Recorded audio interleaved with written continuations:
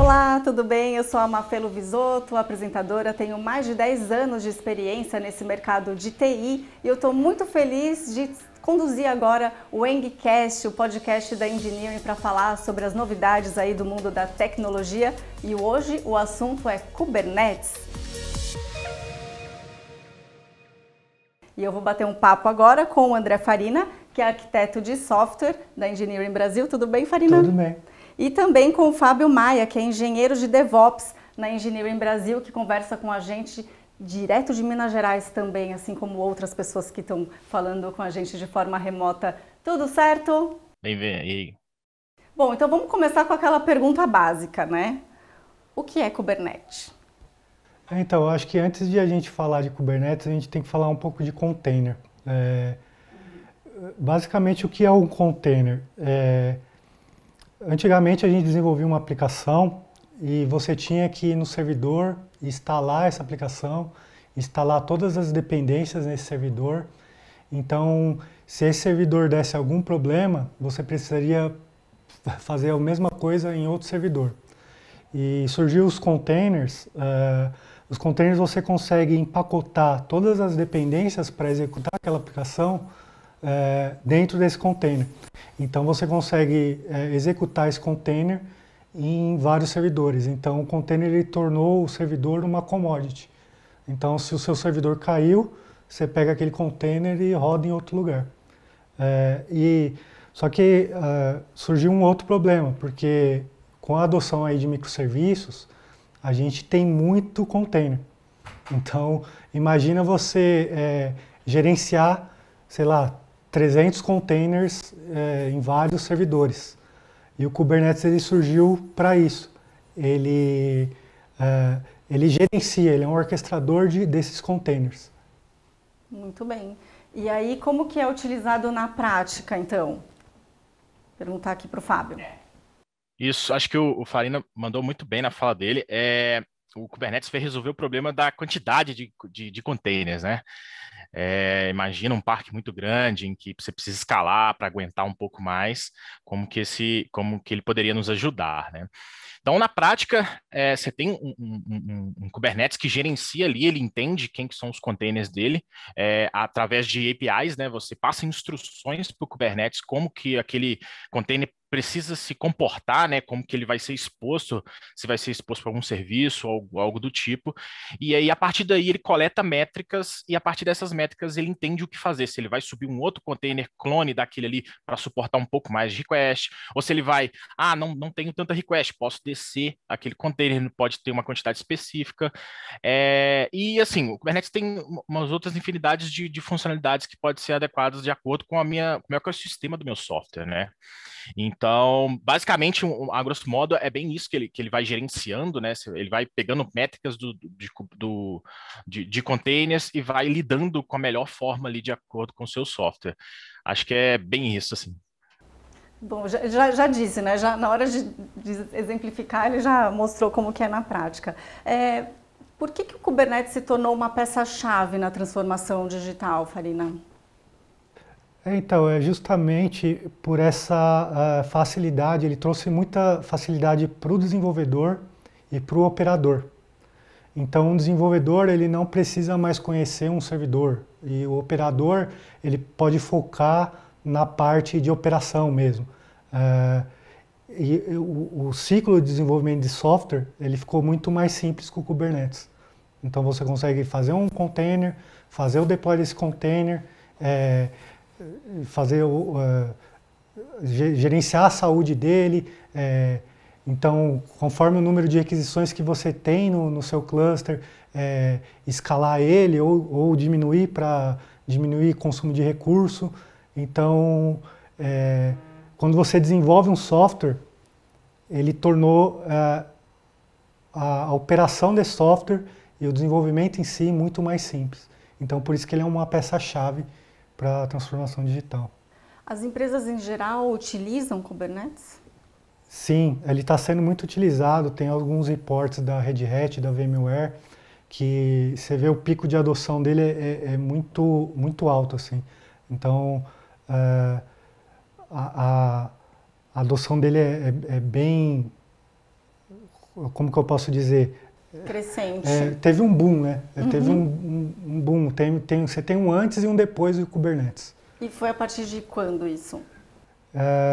Eu acredito que em 2018 que você começou a ter esse boom, mas eu acho que desde o lançamento dele você já teve um ganho gigantesco aí de adoção. E quais são os passos aí para adotar Kubernetes nas empresas? Bom, acho que primeiramente você vai ter que dar uma olhadinha para o seu software, né? Dependendo do seu software, vai precisar de algum ajuste, algum preparo ali para ele poder rodar no Kubernetes, né? Para ver se o seu software também consegue, vamos dizer assim, a grosso modo, aceitar uma containerização, né? Transformar ele para container. Eu acho que um bom profissional também para administrar Kubernetes, porque assim é uma mudança de paradigma, né? Um bom sysadmin que acostumava a hospedar seus softwares em servidores maiores, assim, mais parrudos, e um monolítico, né? É uma mudança de paradigma para uma administração de Kubernetes. E eu acho que o Kubernetes também, eu acho que o Farina pode também me ajudar nessa, que ele unificou várias outras equipes, né? Então, a questão de redes também está muito unificada, a questão de segurança também está unificada com o Kubernetes. Então, acho que a sua pergunta anterior sobre o que veio mudar também, eu acho que é bem disso também, unificou bastantes equipes, aumentou a rapidez das entregas de software, aumentou a rapidez como é entregue, né? A segurança como é entregue, a confiabilidade, então bastante coisa. E como consequência também aumentou a complexidade de como administra software dentro de Kubernetes. Assim, nem tudo é aqueles dois mundos, né? Você falou das vantagens, então essa é a desvantagem, Fábio. Sim, se aumenta, querendo ou não, se aumenta um pouco a complexidade de como administra seu software, né? Mas, assim, contrabalanceando, né? Tipo, o que você ganha e o que você pode ter ali de dificuldade, eu acho que os ganhos são bem maiores, na minha opinião, né?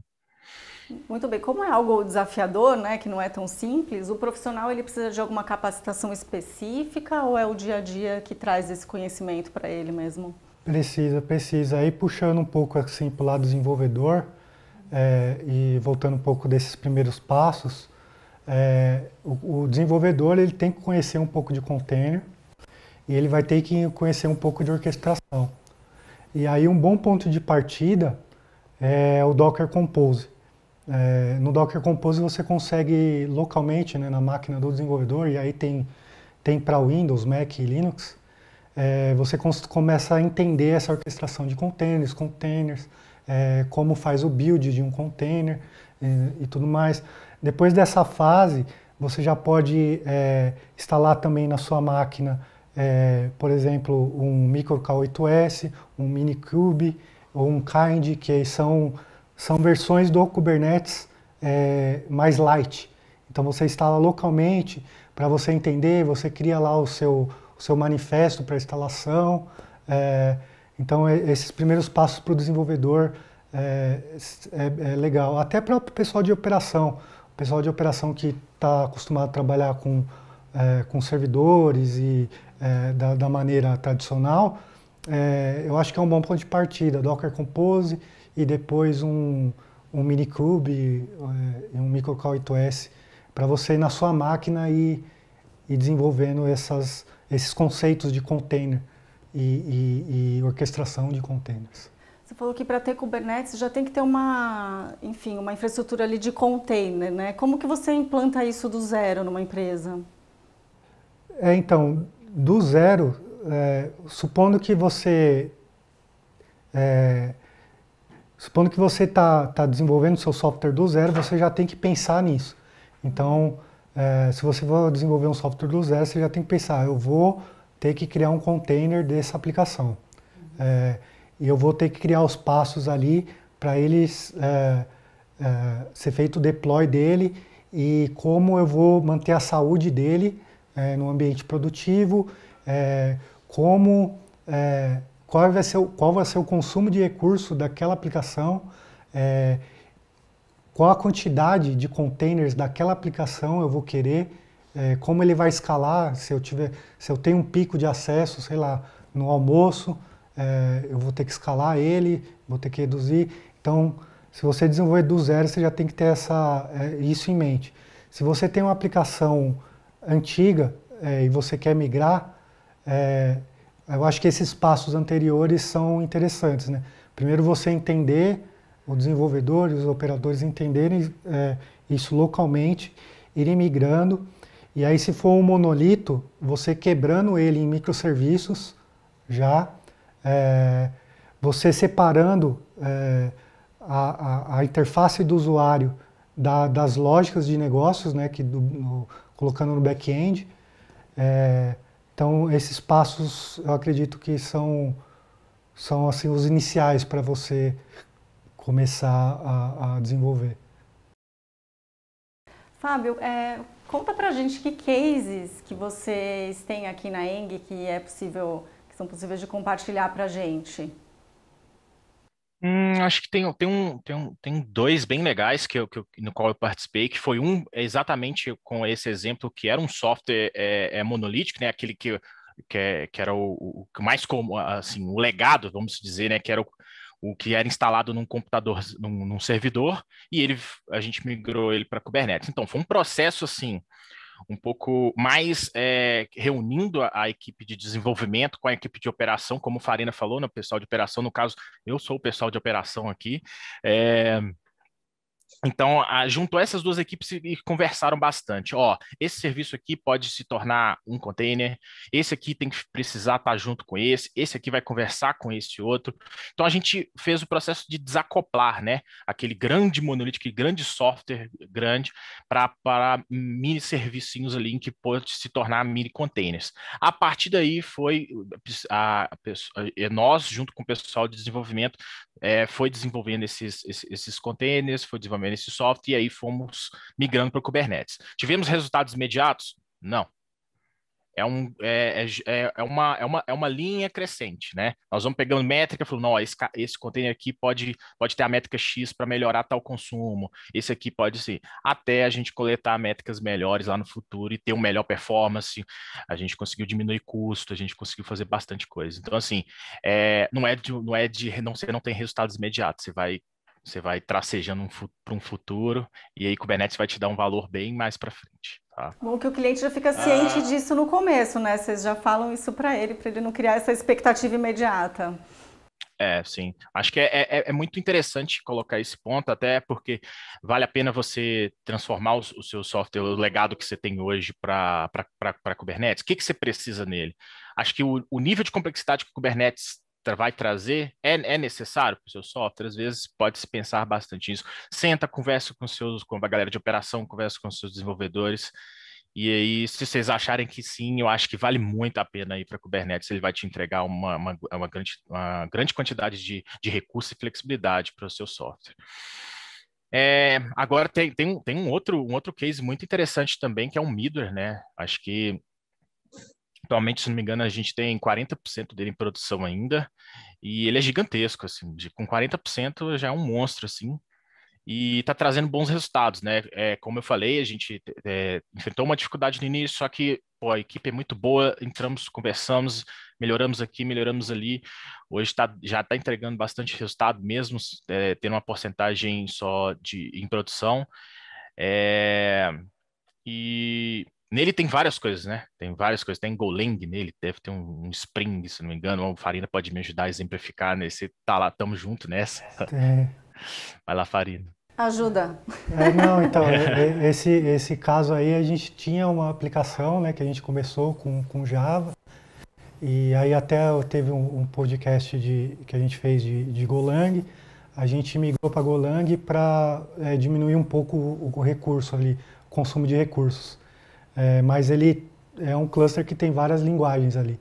Então tem Python lá dentro, tem Java, tem Golang. Uma coisa que a gente esqueceu de falar é que com container você pode ter várias linguagens de programação, porque como você empacota isso no container e as dependências, então você não fica preso a uma linguagem. Então, se você quiser testar uma outra linguagem de programação que você acha que vai ter algum ganho, você pode fazer isso.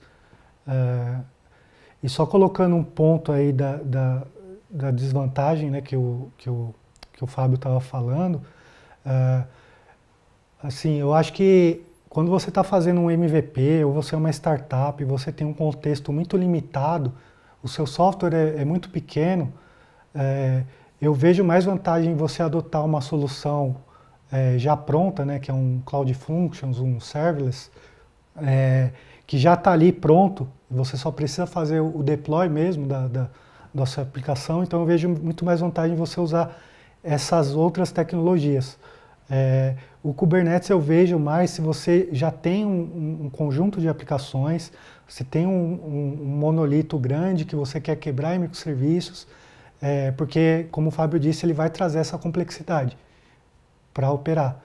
Então, se você tem um contexto fechado ali, vale mais a pena você usar um serverless, né, um Cloud Function, fazer o deploy, fazer o seu prospect ali, fazer o seu MVP e se evoluir mais para frente, aí você começa a pensar em Kubernetes. Não funciona para todos os casos, né? Não funciona para todos os casos. É bom ficar isso claro. Uhum. E qual que é a evolução de Kubernetes? Como que vocês imaginam isso no futuro? Que melhorias podem existir ainda? Acho que, bom, o que eu estou vendo hoje, assim, principalmente a comunidade, né, do Kubernetes, a Cloud Native, estão lançando algumas features novas. Tem aí um pouquinho uma acontecendo com a Docker, né? Parece que a versão 1.21 do Kubernetes já não vem mais com suporte a Docker.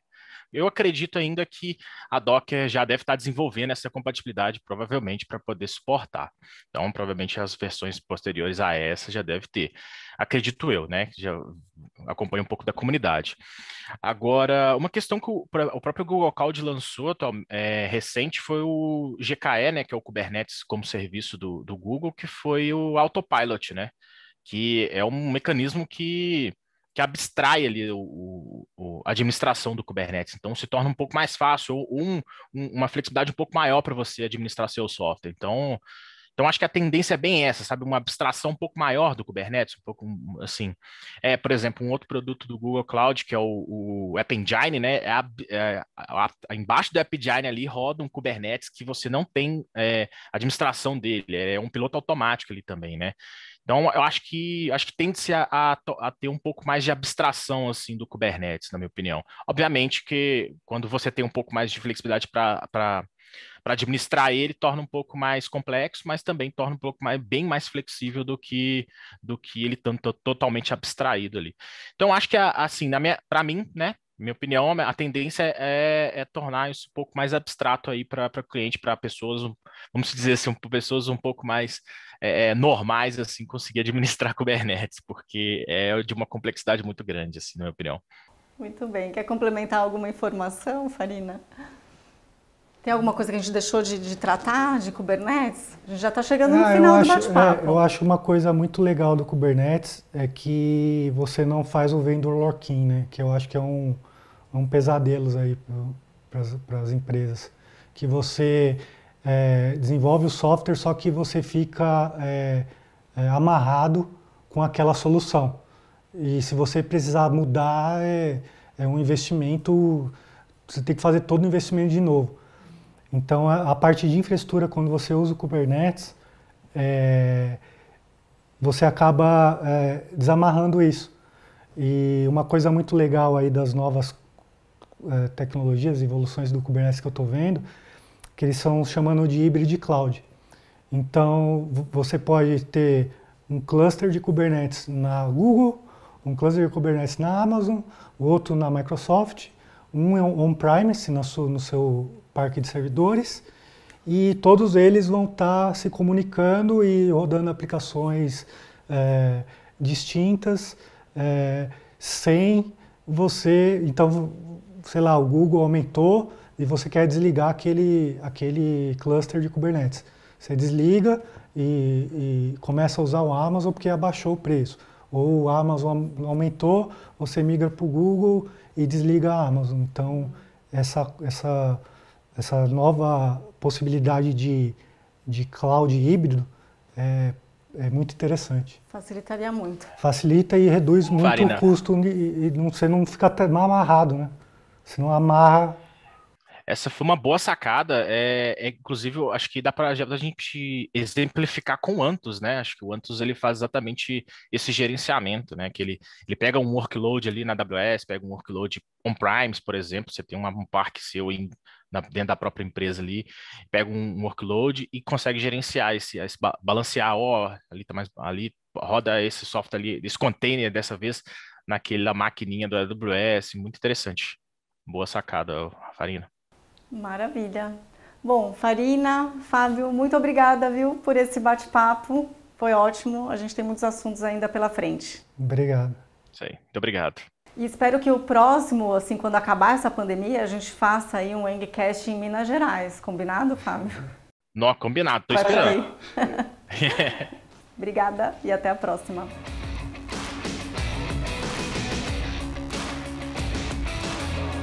Ah, pessoal, eu já ia me esquecendo. Depois deem um pulinho no site da Engineering e confiram as oportunidades de trabalho.